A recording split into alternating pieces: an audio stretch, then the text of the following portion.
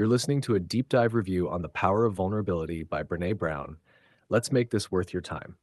So close your eyes, hopefully, with something delightful to sip and stir your senses and envision what we'll be discussing over the next few minutes. This gives you the best chance of retaining the gold you'll be learning. Ready?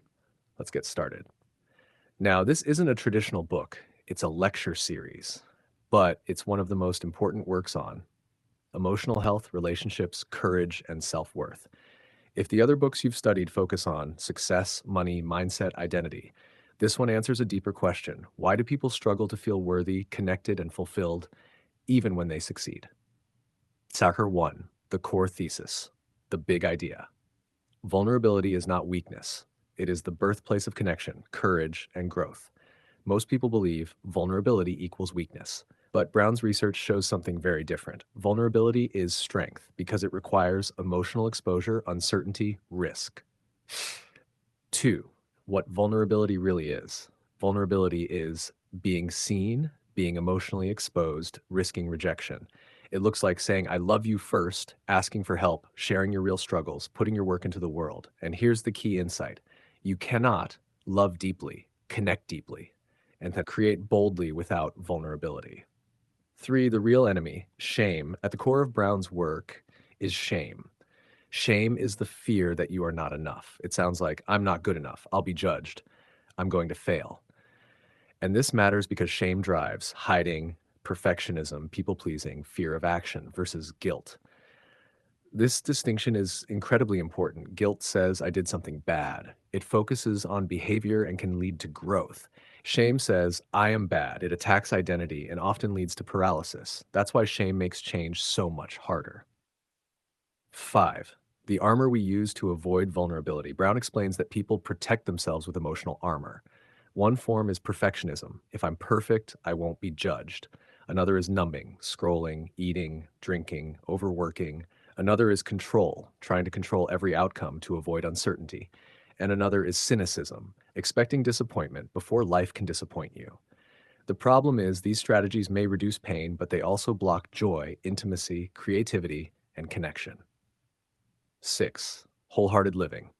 Brown studied a group of people she calls wholehearted individuals.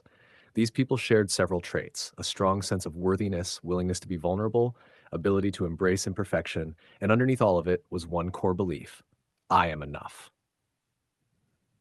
7. The courage to be seen. One of the most powerful ideas in this work is this: you cannot live a meaningful life while hiding. Because connection requires openness, growth requires risk, creativity requires exposure. If you avoid vulnerability, you avoid life at its fullest. 8. The role of worthiness. Brown emphasizes that the foundation of everything is believing you are worthy. Without worthiness, you will avoid opportunities, sabotage success, struggle in relationships. With worthiness, you can take risks, connect deeply, recover from failure. 9. Vulnerability in relationships. What builds connection? Honesty, openness, emotional risk. What destroys it? Pretending, hiding, emotional distance. Real connection requires being seen as you truly are. 10. Vulnerability in achievement and work. This connects directly to books like Atomic Habits and Think and Grow Rich, because starting something new is vulnerability. Failing publicly is vulnerability. Sharing your ideas is vulnerability. And here's the hidden truth. Most people don't fail because they lack skill. They avoid action because they fear exposure. Hammer 11, the deepest insight most people miss. This work is not just about emotions. It's about removing the internal resistance that blocks everything else you've learned. Without vulnerability, you won't act fully. You won't persist. You won't risk naufrage, which means all the mindset, habits, and strategies you've studied never fully activate. 12. The one sentence that captures the work vulnerability is the birthplace of courage. 13. The 5 ideas worth remembering forever. Number 1. Vulnerability is strength, not weakness. Number 2. Shame is the fear of not being enough. Number 3. Armor protects you but limits you. Number 4. Connection requires emotional exposure. And number 5. Worthiness is the foundation of everything.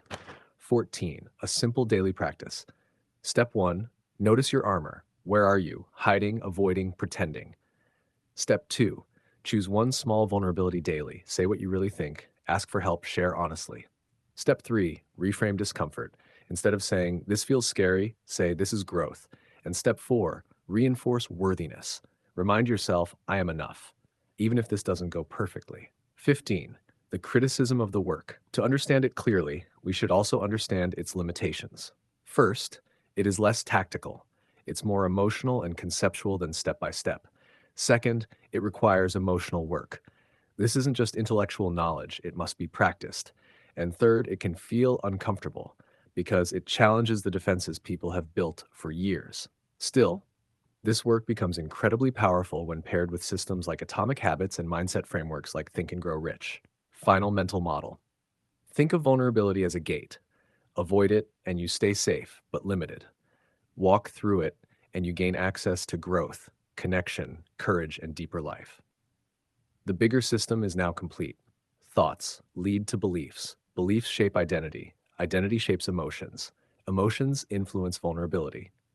Vulnerability shapes habits. Habits create actions. Actions create wealth. And together, they shape life. The key shift this work adds is this. Previous books answer how to think, how to act, how to succeed. This one answers what stops people from actually doing all of that. Thank you for listening to this deep dive review on the power of vulnerability.